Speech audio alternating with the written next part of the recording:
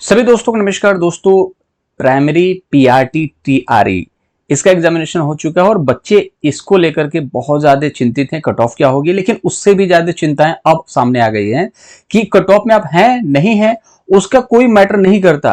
अब मैटर इस चीज को लेकर के करता है भैया कि आप डीवीपीआरटी के लिए जाने वाले हो और कब से जाने वाले हो। खबर निकल के आ रही है कि आपको जाना पड़ेगा लगभग 24 सितंबर के आसपास और 25 सितंबर के आसपास। तो दिक्कत तो है ही। अगर आपके नंबर कम है तो आप संशय में रहोगे कि मैं जाऊं कि ना जाऊं। बीपीएससी ने इस चीज के बारे में बोला ही है कि अभी बहुत जल्द आपको देखने को मिल जाएगा कि आपका डीवी होगा और रिजल्ट से पहले पॉसिबिलिटीज है कि आपका डीवी करा लिया जाए।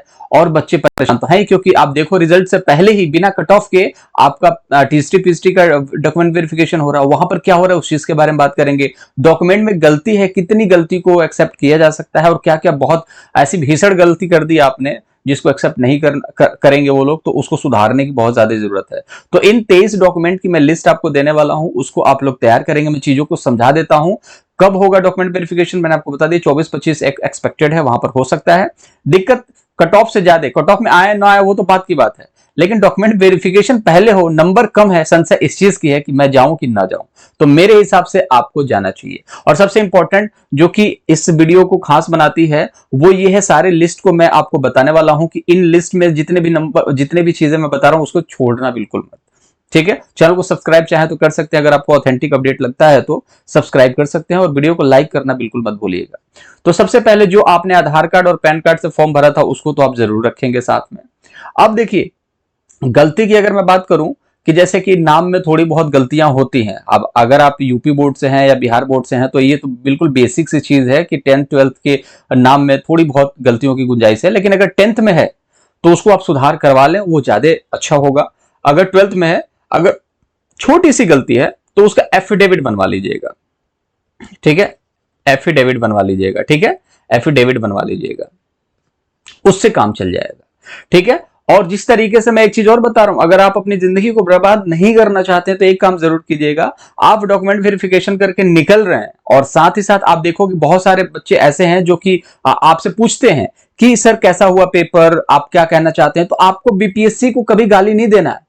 मन तो आपका कर रहा होगा खूब कि पहले ही बिना कट ऑफ का डॉक्यूमेंट वेरिफिकेशन करवा रहे हैं, मन तो खूब कर रहा है, लेकिन सामने आकर मत बोलना। क्योंकि बीपीएससी चेयरमैन ने साफ तौर पे कहा जो भी बीपीएससी को या परीक्षा को बदनाम करने की कोशिश की जाएगी हम तो चिन्हित कर लेंगे भाई कौन है, और उसके लिए समस्या हो जाएगी।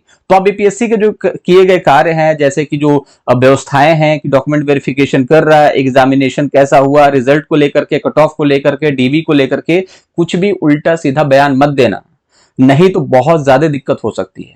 ठीक है, और बीपीएससी क्या करेगा लास्ट मोमेंट पे किसी को नहीं पता। आप डीवीपीएसटी के लिए डीबी के लिए जरूर जाइएगा, कुछ भी नहीं पता क्या होने वाला है।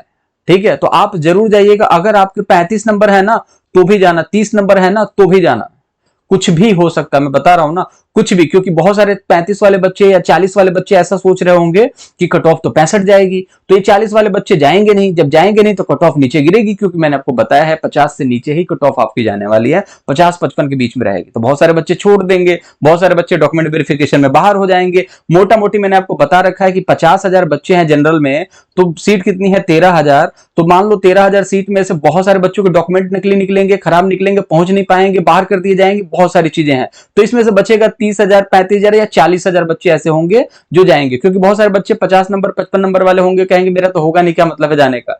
तो मान के चलो एक सीट पे 2 बच्चा होगा तो कंपटीशन बहुत नीचे जाएगा और आराम से सिलेक्शन होगा। चलिए सर, आप सारी चीजें बता दी, अब बताइए डॉक्यूमेंट क्या क्या चाहिए। तो चलिए डॉक्यूमेंट मैं आपको बता देता हूं, डॉक्यूमेंट क्या क्या चाहिए आपको। आधार कार्ड आप लेकर के जाएंगे, पैन कार्ड, नाम में गलती है थोड़ा सा 10th में है तो सुधरवाइए, अगर 12th में है या ग्रेजुएशन में है तो एफिडेविट से काम चल जाएगा, बट उसको सुधरवा लेना। या फिर अगर गलती है तो ऐसा मत सोचना कि उन लोगों ने गलती नहीं देखी तो बच गए, नहीं, एफिडेविट बनवा करके जरूर जाना।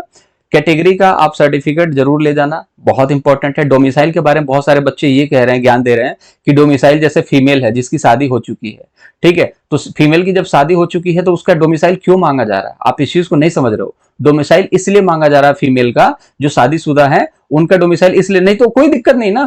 फीमेल है, मान लो ये फीमेल है, ठीक है, ये मान लो फीमेल है, ठीक है।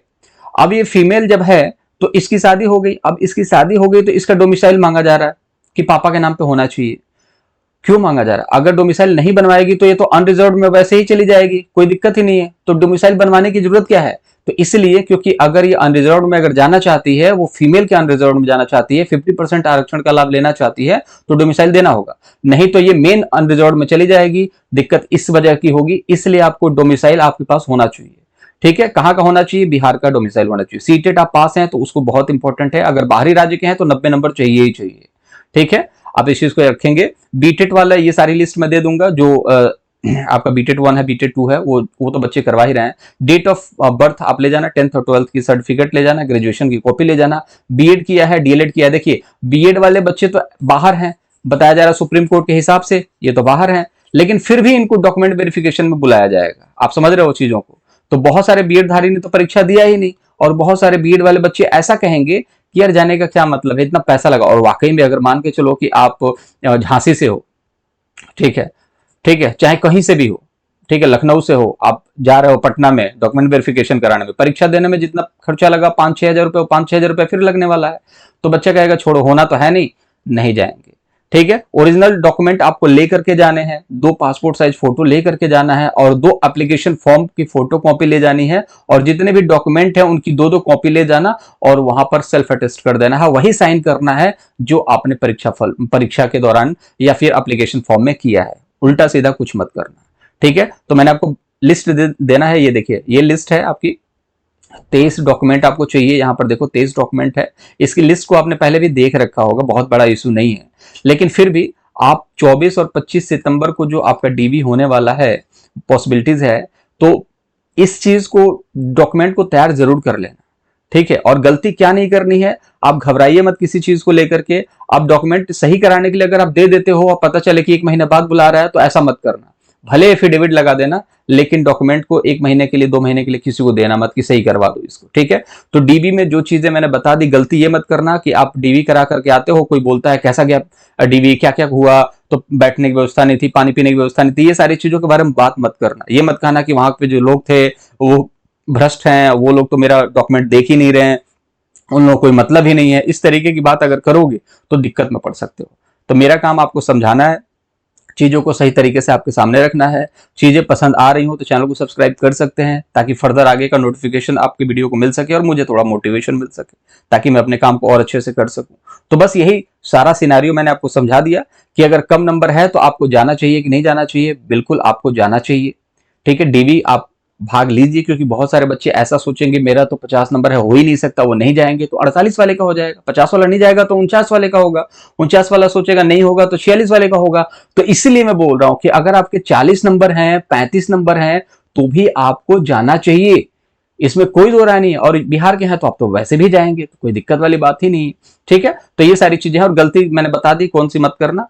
कुछ भी उल्टा सीधा कैमरे के सामने आकर के मत बोलो, नहीं तो लाइफ बर्बाद हो जाएगी। इस चीज को आप समझो।